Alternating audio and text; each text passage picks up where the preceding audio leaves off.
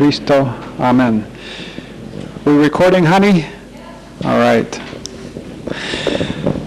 Bien, esta noche vamos a salir de la doctrina de la salvación. No significa que vamos a perder nuestra salvación, sino que vamos a pasar a la doctrina del Espíritu Santo, neumatología, pero primero quiero repasar algunas de las cosas en el primer examen.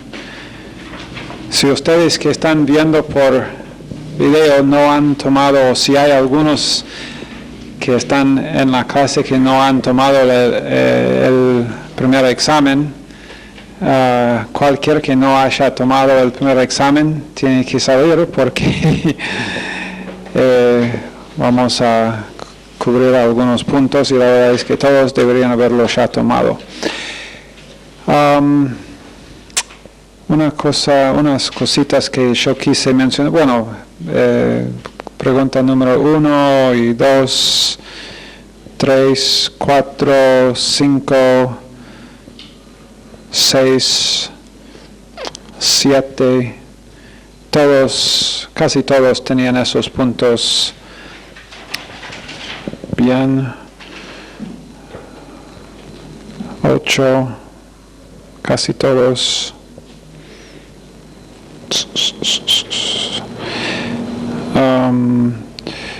En pregunta número 11 fue la primera pregunta donde había algunas dudas, o muchas dudas en algunos casos, por lo menos, ¿cómo somos hechos justicia de Dios? Vi muchas respuestas ahí. Lo que estaba buscando era que estamos puestos o somos puestos en Cristo Jesús, quien es justo. Y eso es el hecho, eso es el cómo somos hechos justicia de Dios. En Cristo Jesús, puestos en Él, quien es justo. Varios no habían estudiado los 5 puntos del calvinismo. Y creo que por no haberlos estudiado,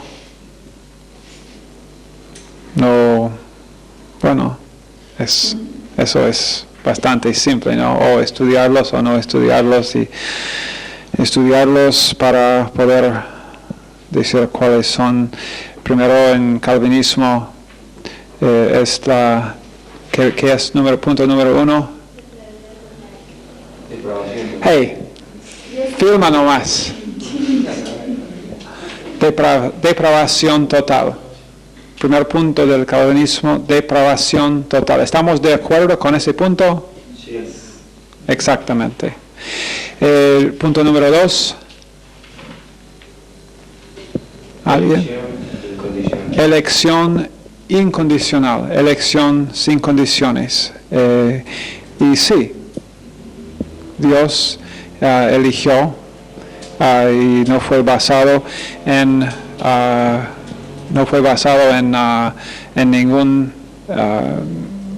ninguna cosa que nosotros habíamos merecido.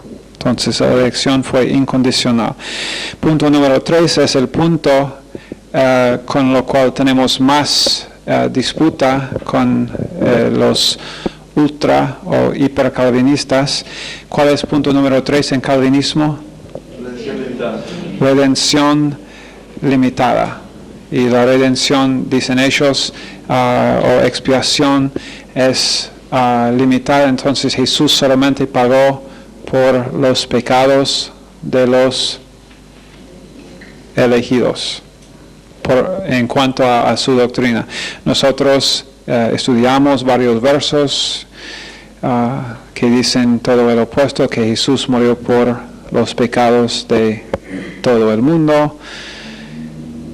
Y entonces nosotros no estamos de acuerdo con la redención o expiación limitada. Entonces realmente nosotros diríamos redención o expiación ¿qué? Ilimitada, aunque solamente esa redención es efectiva por los que creen, los elegidos, los que ponen fe. ¿Sí? Ilimitada en cuanto a está disponible a todos, pero efectivo o efectiva solamente por las personas que responden positivamente. Después, punto número 4 era gracia irresistible, que significa que la persona que es elegida, que Dios sabía de antemano que iba a poner fe. Yo diría que más bien está hablando de una persona que cuando la persona responde positivamente, Dios ve esa respuesta positiva. Entonces, en el momento que Dios da fe, el don de fe,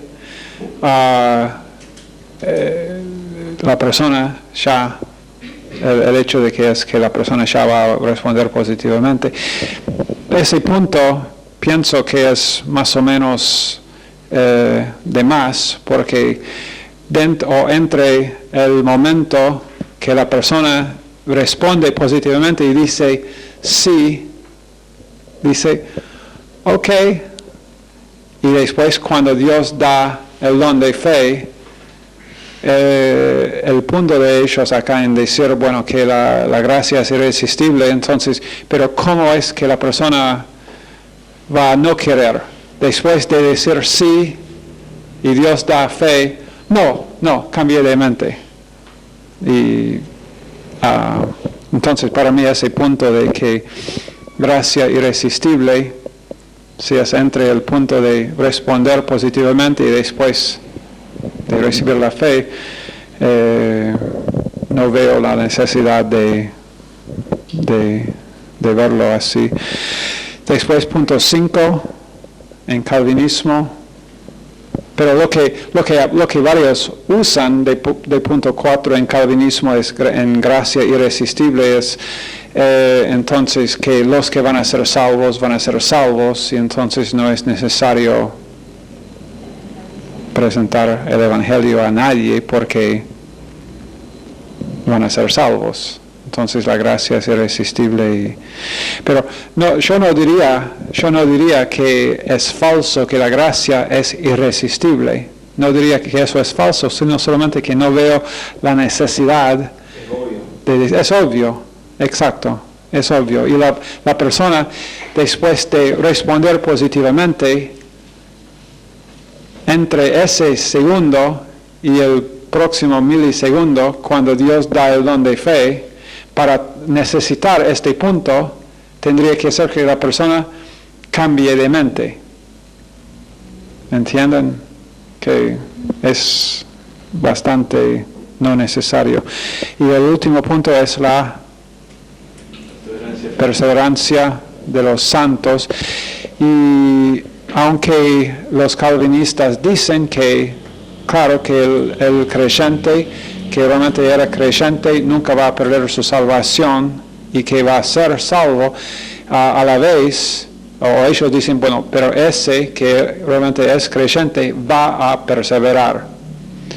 Pero preferiríamos decir, Dios va a preservar, no dependemos de la fidelidad de Dios, no de nuestra, aunque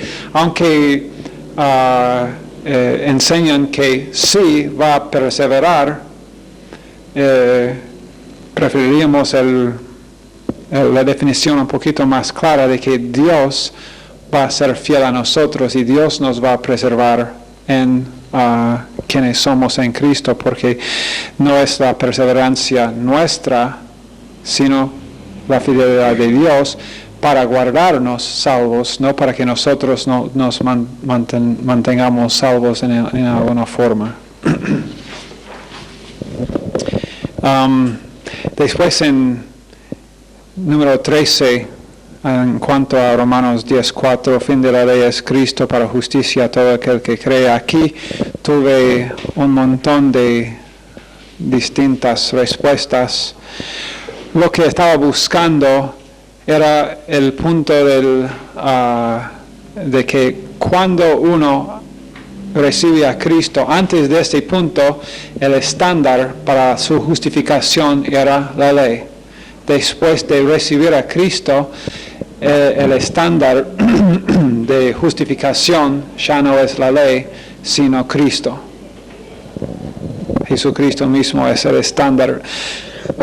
Entonces, como similar a lo que dice en número 11, como somos hechos justicia de Dios en Él, estamos puestos en Él. Entonces, Él es nuestra justificación. 14. Dijimos que el estado del mundo antes de la redención era no posible salvar. Después, lo que hizo la redención o la expiación era hacer posible salvar a la persona. 15, casi todos tenían esto. 16, convicción es lo que cuando el asunto está perfectamente claro a una persona, si acepte o no la evidencia, eso es la convicción, y el Espíritu Santo es el que convence.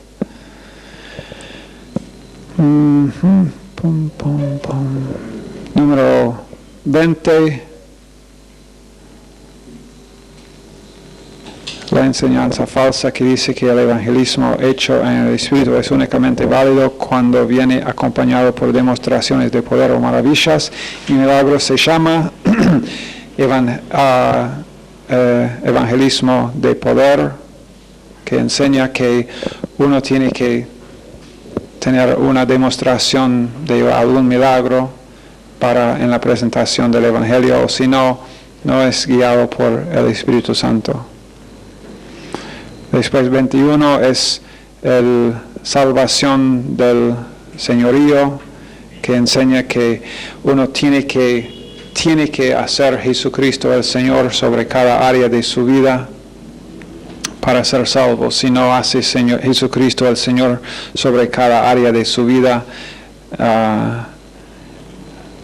y la verdad es que Dios no revela en el momento de salvación. La persona que está creyendo ni sabe en ese momento todas las áreas de su vida donde no está de acuerdo con Dios.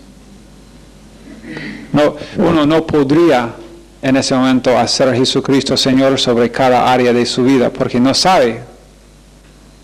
Nosotros en este momento todavía Dios va revelando a nosotros áreas donde no pensamos con Él. Lo hace por medio de la palabra. Y nosotros tenemos ese proceso de santificación. Vamos conociendo áreas distintas de nuestras vidas donde no estamos de acuerdo con Él. En ese momento hay que tomar una decisión. Si voy a someterme al hecho de que Él es Señor o no. Y la verdad es que Él es Señor. Si yo no hago Jesucristo Señor, yo me someto o no a su posición de señorío, pero yo no hago que Jesucristo es el Señor. ¿Entienden ese punto? Que si uno dice, bueno, para mí George Bush no es el presidente de los Estados Unidos.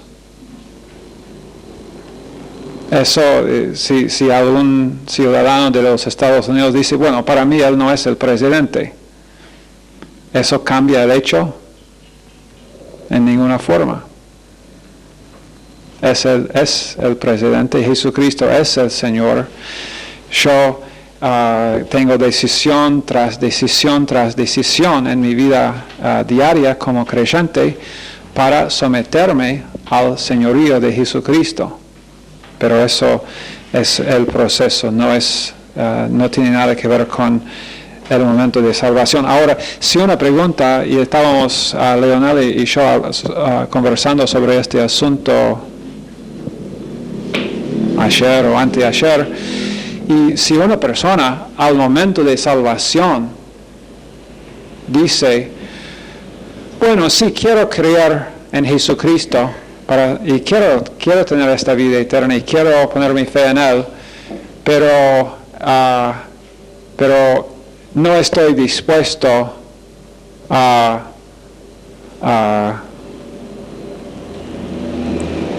darle esta área. Mi pregunta es si esa persona realmente quiere ser salvo, reconoce. Tuvo la metanoia. O tuvo el cambio de mente. Sí, si es que la persona está simplemente reconociendo o si está haciendo algún cambio, como dice, intelectual, o si realmente está poniendo confianza. Otra vez, creer es más que simplemente creer en la existencia. Los demonios creen que Jesús es el Hijo de Dios en Santiago 2, pero no son salvos, obviamente, porque no confían en Él. El creer tiene que ver también con tener confianza. Y entonces, y es por eso la verdad es que varias veces cuando nosotros estamos evangelizando, tal vez una persona se acerca y levanta la mano y dice, sí, quiero creer en Jesucristo y quiero esto, y tal vez ora con nosotros y después pedimos la dirección. Bueno, una cosa práctica, pedimos la dirección para que podamos enviarles algo. Si la persona me dice, no estoy seguro si quiero esto. Bueno, Dios conoce los suyos, pero yo tengo una gran duda. Si la persona realmente hizo una transacción con Dios o no. ¿Entienden? No estoy diciendo que la persona tiene que decir, bueno, unos que tienen esa doctrina de la salvación del señorío, dicen que, por ejemplo, hacen el asunto de salvación el dejar de fumar. Si hacen el asunto de la salvación, el dejar esta área de mi vida, sí, sos salvo, sí, dejé de fumar hace 10 años, prometí a Dios que nunca más iba a hacer esto. Eso no es salvación. Salvación es por fe, y por fe ¿y dónde está la fe? Jesucristo. La última pregunta. El significado del arrepentimiento es cambiar la mente. En cuanto a la salvación eterna, este cambio de mente tiene que ver con cambiar la mente acerca de Jesucristo. ¿Quién es Jesucristo? Eso es salvación. Cambiar la mente, no cambiar la mente acerca de si vas a dejar de fumar, si vas a hacer esto, si vas a hacer el otro. No confundamos el asunto. El asunto para salvación es fe en lo que hizo Jesucristo en la cruz para ser salvo. Pero la respuesta correcta o la respuesta lógica de una persona, como yo dije a Leonel que en Perú hace algo como 8 o 9 años atrás, cuando estaba ahí evangelizando en una plaza, muchas personas recibieron al Señor. Hicimos con un grupo de mimo del Ecuador, hicimos mimo, y fue un lindo tiempo. Después muchas personas se acercaron, fueron salvos,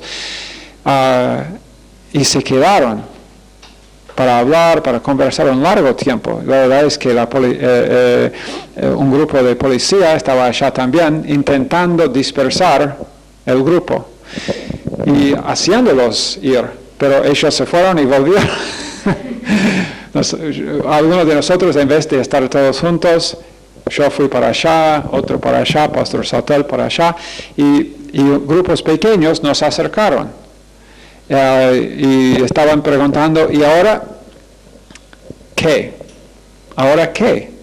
Porque ahora sí entendimos, fe en Jesucristo para ser salvo, soy salvo. ¿Y qué hago? La verdad es que esa es la respuesta lógica de una persona ahora salvo. ¿No? Debe ser, sí, bueno, ahora todo cambió. ¿Y qué es necesario ahora? ¿Qué debemos hacer?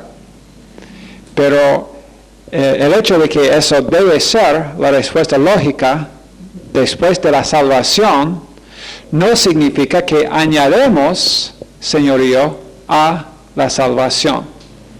Sumisión a cada área después, porque después, otra vez, Dios no, un creyente, uno que no es creyente todavía, pero está en el momento de creer, tiene ninguna forma de saber a cuáles áreas Dios va a mostrarles en el futuro, en los años que vienen, que necesitan ser cambiados. Todavía hay áreas en nuestras vidas donde Dios ni ha mostrado a mí ni a ustedes todas las áreas donde Él quiere cambiar. Porque si Él lo hace todo, en un momento nos desmayamos. No podríamos aceptarlo. Sería como, me acuerdo en Guatemala cuando estaba estudiando, cuando fui a Guatemala para estudiar español, la verdad es que pensé que no iba a ser muy difícil. Tenía la idea de que,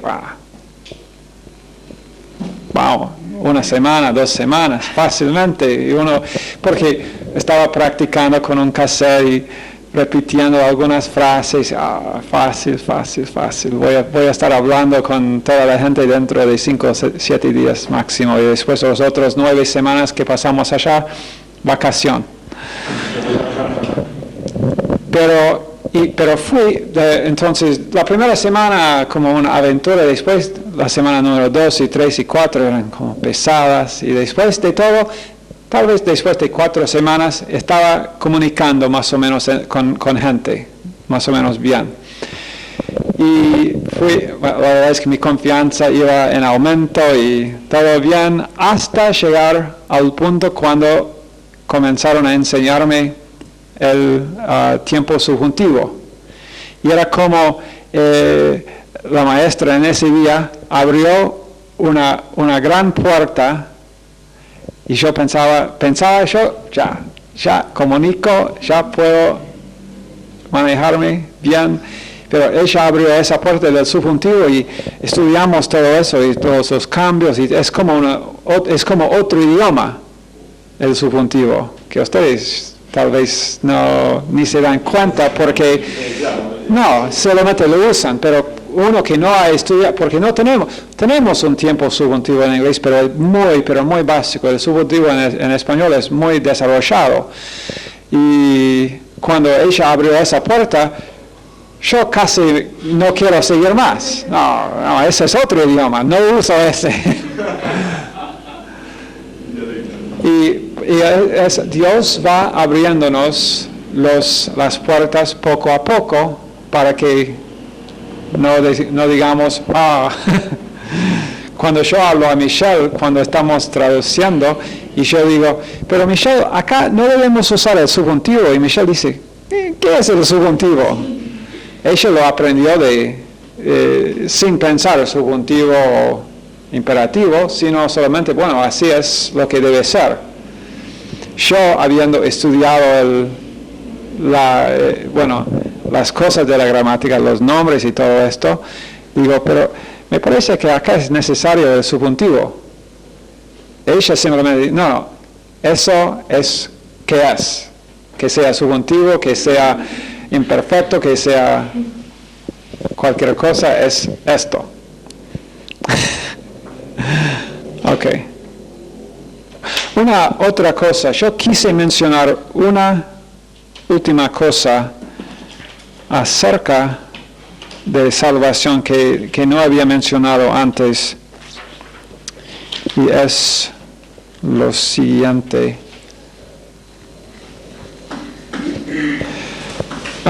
Teología del dominio. Teología del dominio. Eso, no sé si eso es la palabra que se usa acá. Hay un movimiento que ustedes conocen que se llama El Reino Ahora. No. Es popular en algunos lados en los Estados Unidos, Kingdom Now, teología del dominio, que significa, esto no va a estar en ningún examen, pero solamente por tu información en cuanto a gente que enseñan tales cosas. Esta teología es falsa, enseña que la redención de Jesucristo ahora, porque dicen que, bueno, la ley fue perfecta, ¿no? Dice Romanos 7, la ley es perfecta. ¿Hay un problema con la ley? No, la ley es perfecta. El problema fue con nosotros, que no pudimos con la ley, entonces necesitábamos Salvador. Y la ley fue para ser nuestro ayo. Pero esta teología enseña que ahora que Cristo nos salvó, la redención hace posible para nosotros volver al sistema de Moisés, y que ahora la manera en que nosotros debemos actuar es volver al pacto con Moisés y andar según la ley. Y que nosotros también los que enseñan esa teología del dominio también enseñan que la iglesia, las promesas dadas a los judíos ya no pertenecen a los judíos según ellos, sino ya todas esas promesas a los judíos son para la iglesia según ellos, que es otra doctrina completamente falsa. Las promesas dadas a los judíos, porque Dios no ha terminado con la nación de Israel. Aunque en este momento la nación de Israel como entidad, Dios todavía está protegiendo a Israel. No duden en esto, está protegiéndolos, pero en este momento ellos están como puesto aparte en su plan. Pero durante el tiempo de los 7 años de la tribulación, Dios va a restablecer a ellos, los 144,000 que van a estar evangelizando durante la tribulación, son 12,000 de los 12 tribus de Israel. No son testigos de Jehová.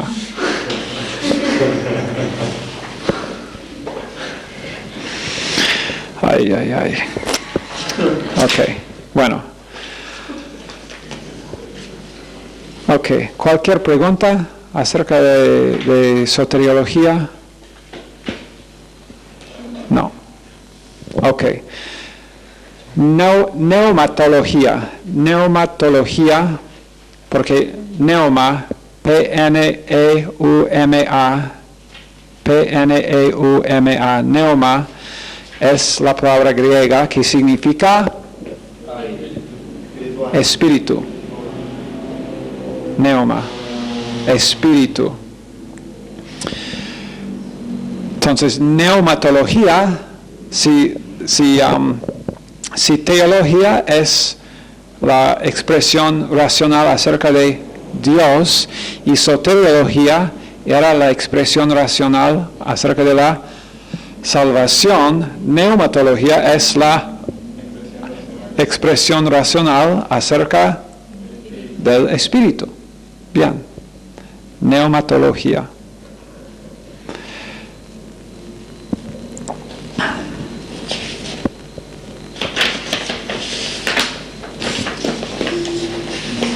No es viento, neuma.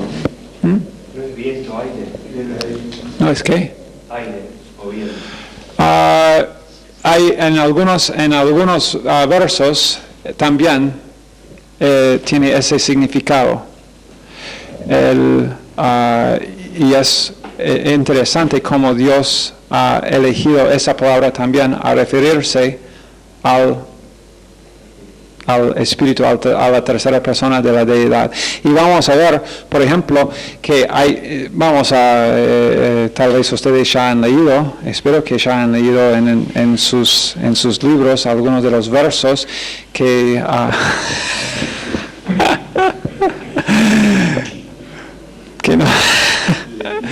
que nos enseñan acerca de cómo es que el Espíritu Santo es una persona, no solamente una fuerza o una...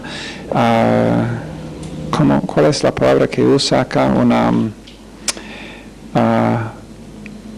Una influencia, porque algunos dicen que el Espíritu Santo o el Espíritu es una influencia, no una persona. Pero eso es también una doctrina falsa.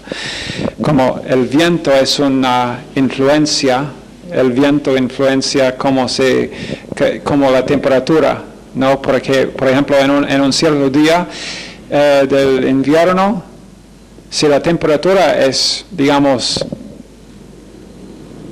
2 grados arriba de cero, y si vas afuera, pero hay ningún viento, la verdad es que especialmente si hay sol, no se siente tan mal.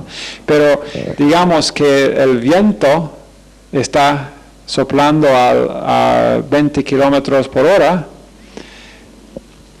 se siente frío, se siente mucho más el frío, se siente, aún hacen sensación térmica para decir, bueno, sí, hace 2 grados, pero se siente como si es 10 bajo cero.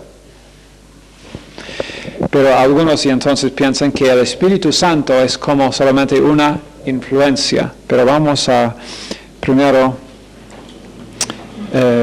ver que Él es una persona. Quiero leer lo que ha dicho el señor Ryrie para comenzar esa doctrina del Espíritu Santo. Muchas personas han llamado al siglo XX, el siglo que ahora hemos hace 2 años terminado, el siglo del Espíritu Santo, el surgimiento y propagación del pentecostalismo con su gran énfasis en los ministerios del Espíritu Santo y el florecimiento del énfasis del dispensacionalismo en las obras del Espíritu son características de esta edad.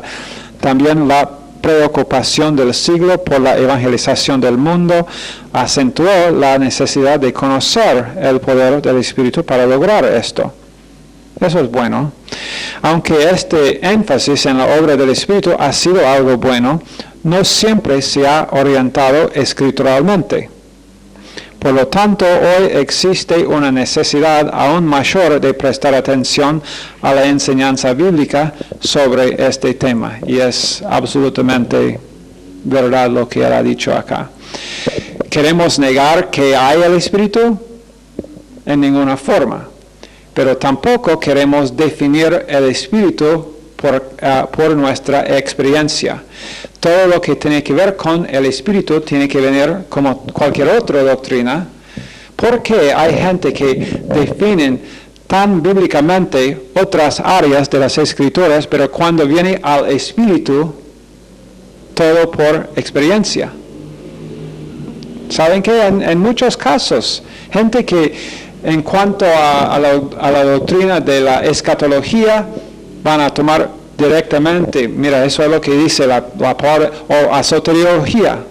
Muchos en soteriología dicen, bueno, pero la palabra de Dios dice esto,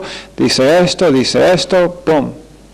Pero en cuanto al Espíritu Santo, pero me siento esto. Experiencia nunca define la verdad, solamente la palabra de Dios es la definición final a lo que es la verdad, y también esto va por el Espíritu Santo de Dios. Ok, es una persona. Primero, él posee y exhibe los atributos de una persona. Es inteligente. 1 Corintios 2, 10 y 11. Romanos 8, 27 dice, el Espíritu tiene una mente. Y 1 Corintios 2:13 dice que Él enseña.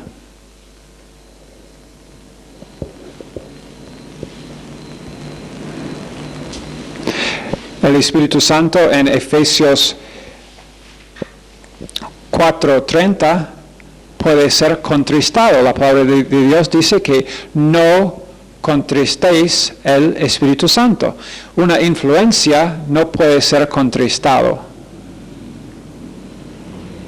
¿Verdad o no? ¿Puedes hacer triste el viento? No. Una persona. Sí puedes hacer triste a una persona, ¿no? Claro. También tiene una voluntad en 1 Corintios 12:11.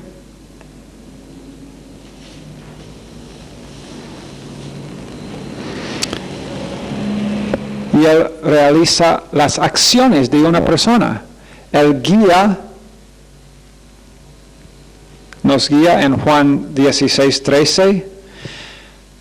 Hemos ya estudiado el hecho de que es el Espíritu Santo que convence de pecado en Juan 16:8.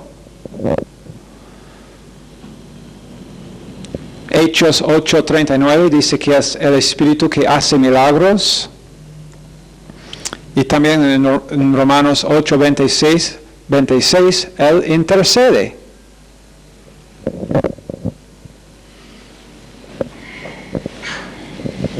Entonces, estas son actividades de una persona, no de una influencia ni una fuerza.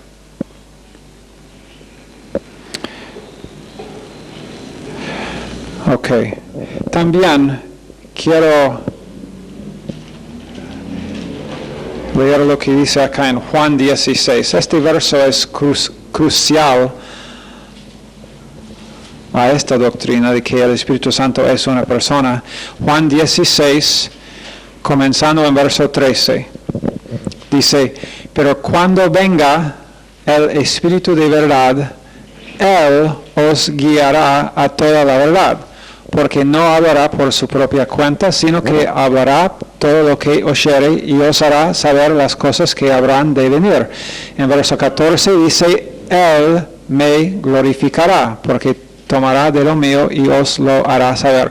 Ahora, ¿quién está hablando acá? Jesucristo. ¿Confiamos en la doctrina de Él, de que no se equivoca en lo que dice? Espero que sí. Ok. Interesante lo que Él hizo acá, porque la palabra en verso 13, cuando venga el Espíritu, la palabra es pneuma.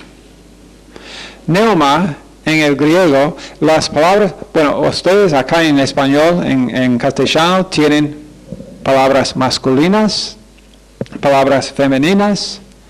En griego hay palabras masculinas, femeninas, también palabras neutrales.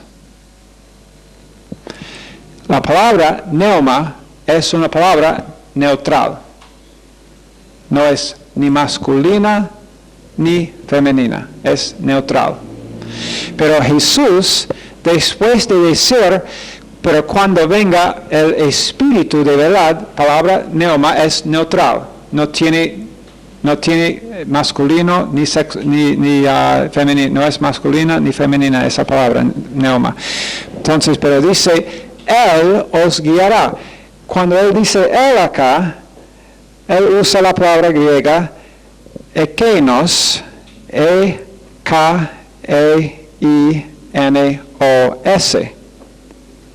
Ese es un pronombre, E-K-E-I-N-O-S. Ekenos, que es el pronombre masculino. No es el pronombre neutral. Hay pronombres masculinos, hay pronombres femeninos y hay pronombres neutrales. El pronombre neutral sería ekine.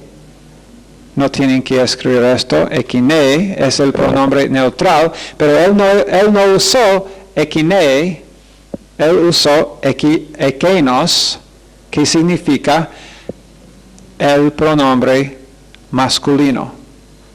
Si el Espíritu Santo fuera una fuerza, una influencia, y no una persona, Jesús hubiera usado, obviamente, porque otra vez, la palabra pneuma es neutral.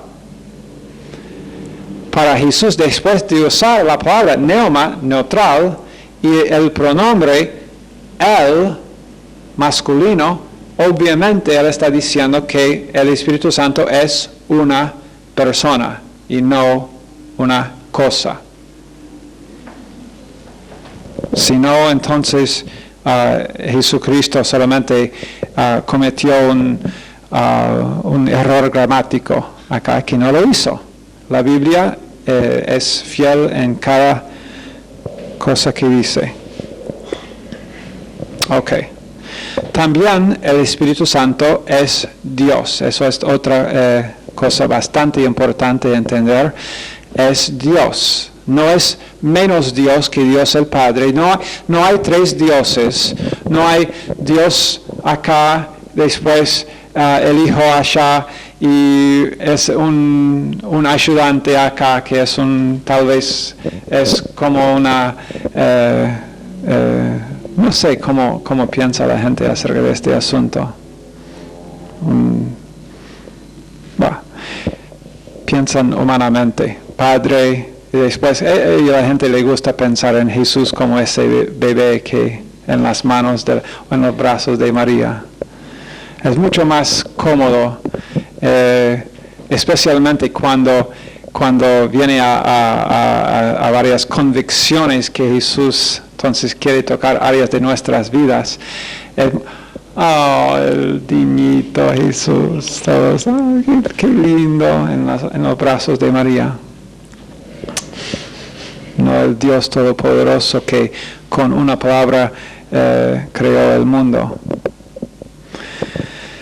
Es Dios, el Espíritu Santo también es Dios. Los nombres divinos revelan su deidad. Filipenses 1:19, 1 Corintios 6:11, Él es el Espíritu de nuestro Dios. Pero otra vez en Juan, ahora en Juan 14, vamos a ver por qué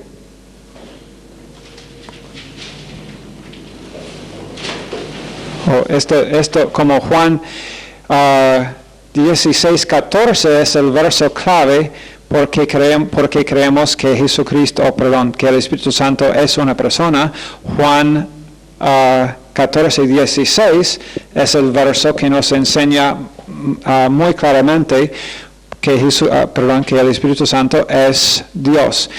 Ese verso dice, Jesucristo otra vez está hablando, dice, yo rogaré al Padre y os dará otro consolador para que esté con vosotros para siempre. También este verso enseña la doctrina de la Trinidad claramente. Yo, Jesucristo, rogaré al Padre y os dará otro consolador.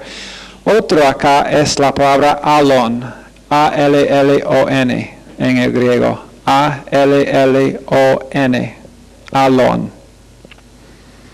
Hay dos palabras que la Biblia usa para otro. Heteron, H-E-T-E-R-O-N, heteron es la palabra griega, H-E-T-E-R-O-N. Viene de la misma raíz como, por ejemplo, heterosexual. Una persona, un hombre que le gusta mujeres. No estoy diciendo que hombres que... No, pero un hombre que sabe que no otro hombre, no homosexual, sino heterosexual. No quiero ser malentendido acá. Heteron significa el otro, pero de diferente tipo. Otro de diferente tipo. Alon significa otro del mismo tipo. Y acá Jesús no usa heteron, no dice yo rogaré al Padre y os dará heteron consolador, no dice de otro tipo, sino del mismo tipo. Jesucristo acá está enseñándolos que yo sí soy consolador para ustedes. Jesucristo también intercede por nosotros. Él es consolador por nosotros, Paracletos. Pero Él dice que yo ahora, yo me voy, pero Él está diciendo acá en Juan 14 el futuro para ellos, porque su ascensión no había pasado todavía, pero Él dice, viene el tiempo cuando yo voy al cielo a sentarme a la diestra del Padre, pero enviaré otro Alon del mismo tipo que yo, consolador, Paracletos, uno que viene al lado para animar y consolar a una persona, Paracletos, eso es lo que significa. Pero Alon, Paracletos, no heteron, no de un diferente tipo, sino del mismo tipo que yo. Cuando Él dijo, yo y el Padre uno somos, también usó la misma palabra, Alon. Del mismo tipo, de la misma sustancia, yo y el Padre. Entonces, ese verso, sin disputa por alguien que cree que la palabra de Dios es inspirada, enseña que el Espíritu Santo es Dios. Ok. Y ahí vamos a terminar. No, yo quise...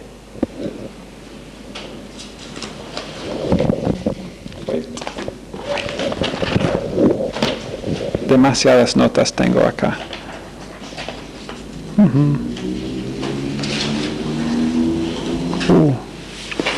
Muchos exámenes por venir. Por los que no hicieron tan bueno en su primer examen, hay 4 más que vienen enseguida. Está bien. Ok.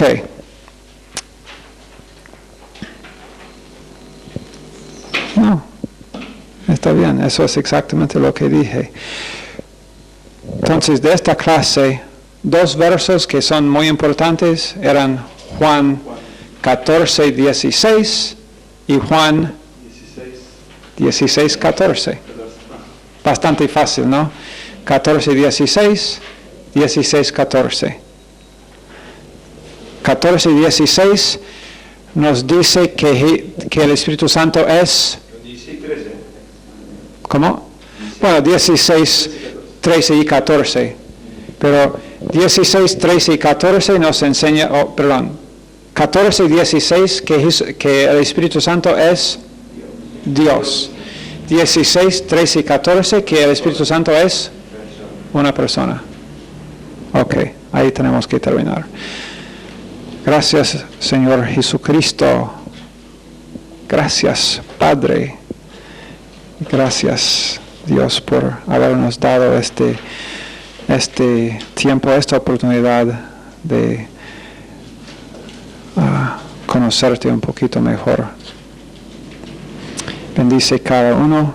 Danos a todos nosotros un muy lindo fin de semana. Pedimos en el nombre de Jesús. Amén.